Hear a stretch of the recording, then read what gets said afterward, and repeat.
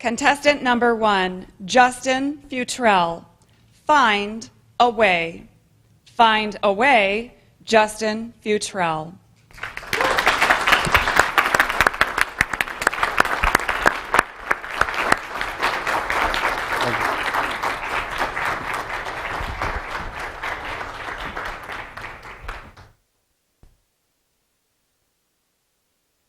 I walked into the kitchen to the smell of freshly baked chocolate chip cookies.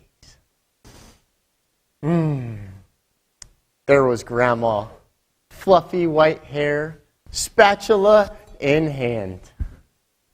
My grandma raised me from the time I was 6. Carry those to the car, please, young man. But Grandma, there are 10 plates of cookies, and I have a broken hand. My grandma is all of 5 foot nothing. But let me tell you, she can be intimidating. She slapped that spatula down and said, young man, you can find an excuse or find a way.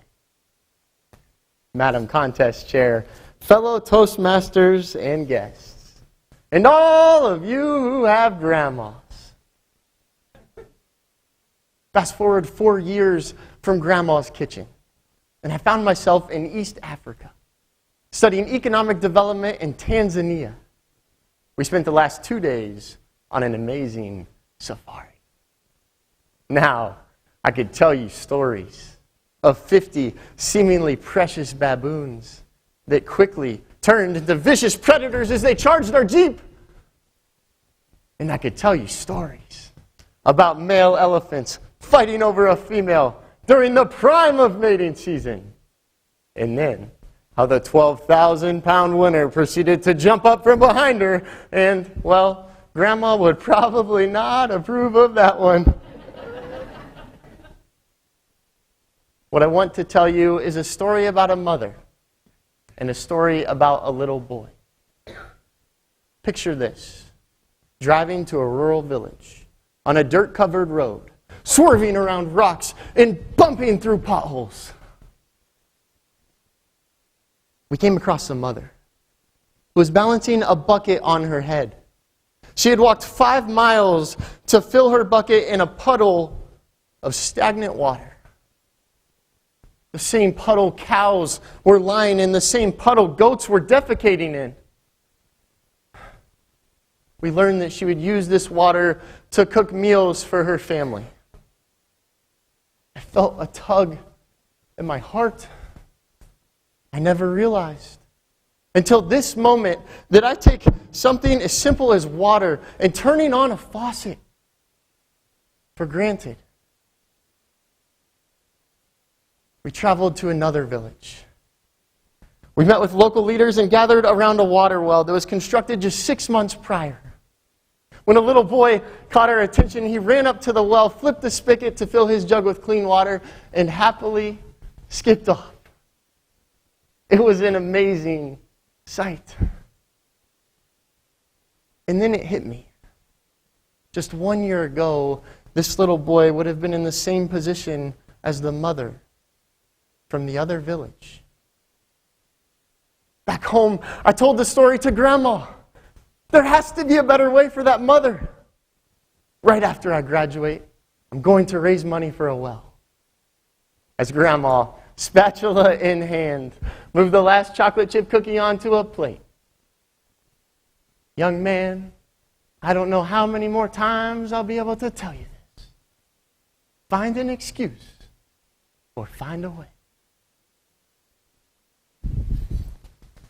Fast forward 3 more years to last fall, when I found myself holding her hand in the hospital, with tears coming down my face. We all have those moments where we recall our favorite memories with a loved one. I found myself remembering that I told Grandma I was going to raise money for a well. Now here I was, hundreds of excuses later. Remembering her timeless advice, find an excuse or find a way. What dream do you have? that you keep putting off? Grandma, once again, helped me get my priorities straight. I did a fundraiser. Decided to do something crazy to get everyone's attention. 1,000 pull-ups in one day. People pledged anything from a penny to a quarter per pull-up. The day came, no more excuses. After 200, I was feeling good. After 400, I began to feel pain in muscles that I never knew existed. On 600, my hands were ripped and bleeding. On 800, Grandma's voice was ringing. Find an excuse or find a way. 900, 950, 1,000 pull-ups. And $25,000 later, we did it. An entire village, over 4,000 people will soon have access to clean water. I'm sure that Grandma is standing somewhere, spatula in hand, smiling. Ladies and gentlemen, whether you are carrying cookies or answering a tug at your heart, let's remember Grandma's words of wisdom. Find an excuse or find a way. Find a way.